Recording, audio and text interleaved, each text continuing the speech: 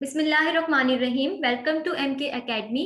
Previous video में हम prove कर चुके हैं कि eigen values of a skew symmetric matrices are always imaginary, pure imaginary or zero. In this video, we will prove eigenvectors of a skew symmetric या anti-symmetric matrices are always orthogonal. तो इस video में हम prove करेंगे कि जो eigen vectors होते हैं स्क्यू सिमेट्रिक मैट्रिसेस के वो हमेशा ऑर्थोगोनल होते हैं। तो लेट्स स्टार्ट। ऑर्थोगोनल का मैं आपको पहले बता दूं कि ऑर्थोगोनल वेक्टर्स किसे कहते हैं कि अगर हम दो वेक्टर्स का इनर प्रोडक्ट लें और वो जीरो के इक्वल आए तो वो दोनों वेक्टर्स ऑर्थोगोनल होंगे।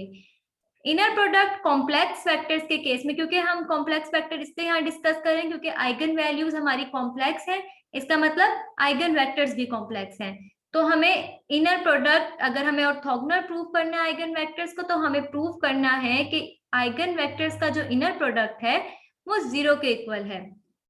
तो कॉम्प्लेक्स के केस में हम इनर प्रोडक्ट कैसे लेते हैं कि अगर ए और बी दो वेक्टर्स हैं तो इनका इनर प्रोडक्ट बराबर होगा बी के कॉन्जुगेट का transpose multiply by A. So let's start the proof के eigenvectors of a skew symmetric matrices are always orthogonal. Let S be a real skew symmetric matrix, that is minus S is equal to S transpose.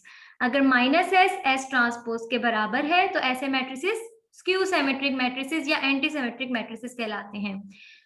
So now let us suppose x1 and x2 be the distinct eigenvectors of S corresponding to eigenvalues lambda 1 and lambda 2 respectively.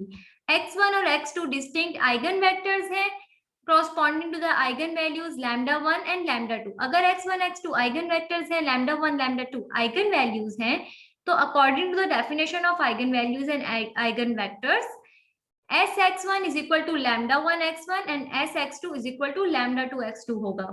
अब हम first equation को अगर multiply करवा दें x2 conjugate के transpose से, x2 conjugate के transpose से इस फर्स्ट इक्वेशन को अगर हम मल्टीप्लाई करवाएं, अगर हम इसको राइट से मल्टीप्लाई करवाएं तो मल्टीप्लिकेशन डिफाइन नहीं है, इसलिए हम इसको लेफ्ट से मल्टीप्लाई करवाएंगे। x2 कॉन्जुगेट के ट्रांसपोज को दोनों साइड पे हमने मल्टीप्लाई करवा दिया है इस फर्स्ट इक्वेशन के। ओके, तो हमारे पास यहाँ पे ये इक्वेशन आ गई है। अब आप देखिए लैम्डा 1 है हमारे पास एक स्केलर है, अगर हम इसको इस मल्टीप्लिकेशन से बाहर ले आए तो मल्टीप्लिकेशन पे कोई इफेक्ट नहीं आएगा, तो इसको हमने इस साइड पे लिख लिया है। अब x2 कॉन्जुगेट का ट्रांसपोज और मल्टीप्लाई बाय s हमारे पास एक मैट्रिक्स है। According to the result of transpose के अगर हम किसी मैट्रिक्स का दो बार ट्रांसपोज ले लें तो वो उसी मैट्रिक्स के बराबर आता है। तो अगर हम यहाँ पे x2 star transpose multiply bye s का दो बार ट्रांसपोज ले लें लाइक दिस, एक बार ट्रांसपोज और दूसरी बार ट्रांसपोज, तो कोई इफेक्ट नहीं पड़ता इस मैट्रिक्स पे। ओके, तो यहाँ हम दो बार ट्रांसपोज ले लेते हैं और बाकी इक्वेशन एज इट इज। जब हमारे पास दो मैट्रिसेस होते हैं यानी कि A matrix multiply by B matrix और उसका जब हम ट्रांसपोज लेते हैं तो वो बराबर होता है B transpose multiply by A transpose के। ए बी का ट्रांसपोज बराबर होता है B transpose multiply by A transpose के। तो यहाँ हमारे पास ये इक्वेशन, अगर हम जब इस पे पहला वाला ट्रांसपोज अप्लाई करेंगे तो हमारे पास जो इक्वेशन बनेगी वो बन जाएगी S transpose multiply by x2 star का दो बार transpose multiply by x1 is equal to lambda 1 x2 star का ट्रांसपोज मल्टीप्लाई बाय x1। आपको पता है यहाँ पे S जो है वो स्क्यू सिमेट्रिक मैट्रिक्स है, तो S ट्रांसपोज बराबर होगा माइनस x के और x2 स्टार का ट्रांसपोज इस रिजल्ट के अकॉर्डिंग बराबर हो जाएगा x2 स्टार के।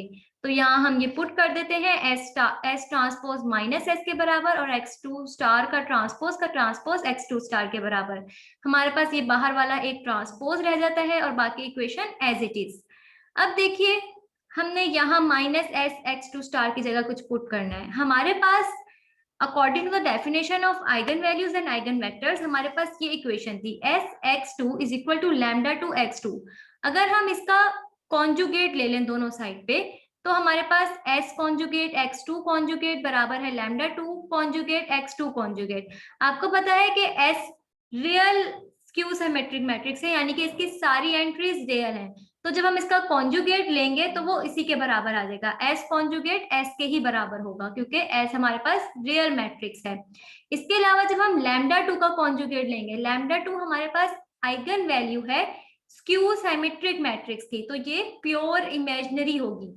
जब हम किसी प्योर इमेजिनरी नंबर का कॉन्जुगेट लेते हैं तो वो उसके नेगेटिव के बराबर आ जाता है, यानी कि अगर हम बी आयोटा का कॉन्जुगेट लेंगे तो वो माइनस बी आयोटा के बराबर आ जाएगा। ओके, तो यानी कि सिर्फ अगर हम लैम्डा 2 का कॉन्जुगेट लेंगे तो वो माइनस लैम्डा 2 के बराबर आ जाएगा। ओके, तो यहाँ अगर हम दोनों साइड पे कॉन्जुगेट लें तो हमारे पास S star X two star बराबर है lambda 2 star X two star के, यहाँ पे एस स्टार बराबर हो जाएगा एस के, और लैम्डा 2 स्टार बराबर हो जाएगा माइनस लैम्डा 2 के। ओके, यहाँ से हमारे पास एस एक्स टू स्टार बराबर है minus lambda 2 X two star के। यहाँ पे हम इस इक्वेशन में पुट कर देते हैं इस रिजल्ट को, तो हमारे पास ये बन जाता है, और माइनस माइनस होता है प्लस, तो यहाँ हमने माइनस माइनस प्लस पुट किया और बाकी सारी इक्वेशन एज इट इज। अब देखिए लैम्डा 2 एक नंबर है, लैम्डा 2 का ट्रांसपोज देने का कोई मतलब नहीं है, तो लैम्डा 2 को हम ट्रांसपोज से बाहर निकाल देते हैं और यहाँ हमारे पास x2 स्टार का ट्रांसपोज बच जाता है लाइक दिस। अब इस साइड पे भी ये x2 स्टार का ट्रांसपोज मल्टीप्लाई बाय x1 है, इस साइड पे भी हम यहाँ से दोनों को कॉमन ले लेते हैं लेफ्ट साइड पे लाके इसको ऐसे।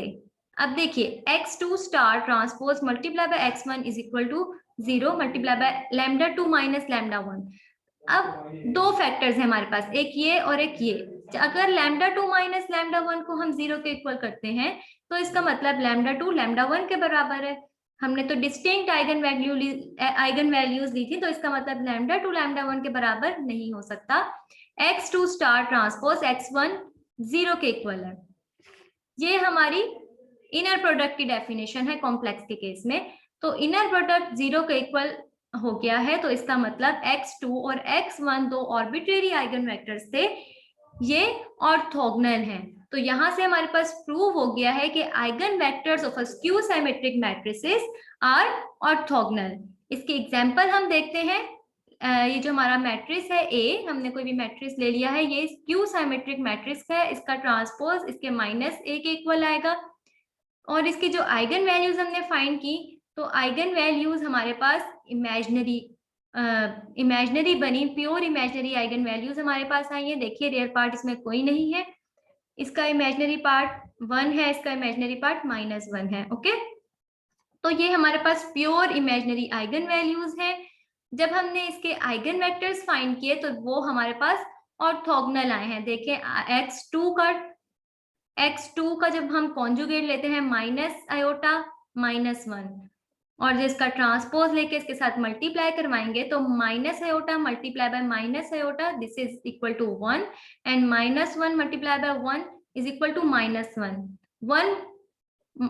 1 प्लस -1 इज इक्वल टू 0। तो ये दो, इनका जो इनर प्रोडक्ट है वो 0 के इक्वल आएगा, और ये हमारे पास प्योर इमेजिनरी आइगन वैल्यूज हैं। जब भी हमारे पास कॉम्प्लेक्स आइगन वैल्यूज आती हैं तो ये कॉन्जुगेट पेयर की शक्ल में आती है, जैसे कि आयोटा आया तो माइनस आयोटा भी आया।